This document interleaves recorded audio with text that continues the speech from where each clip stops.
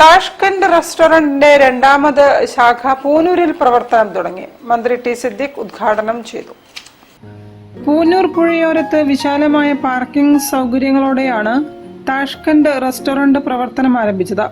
Tashkent special മന്തി, fish fry, kuzhimanthi, ഷവായ, Chinese, Arabian, Indian ഭക്ഷണ ഇനങ്ങൾ, വിഭവസമൃദ്ധമായ മീൽസ് എന്നിവ ലഭ്യമാക്കുമെന്ന് മാനേജിംഗ് ഡയറക്ടർ മുഹമ്മദ് ഹാജി പറഞ്ഞു.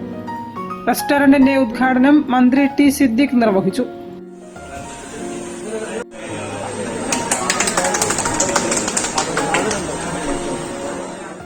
പ്രാർത്ഥനയ്ക്ക് ആവേലത്ത് സബൂർ ബാഹസൻ തങ്ങൾ നേതൃത്വം നൽകി. മുൻ MLA PT റഹീം, ഉമ്മർ, പ്രമുഖ വ്യക്തികൾ തുടങ്ങിയവർ പരിപാടികൾ പങ്കെടുത്തു.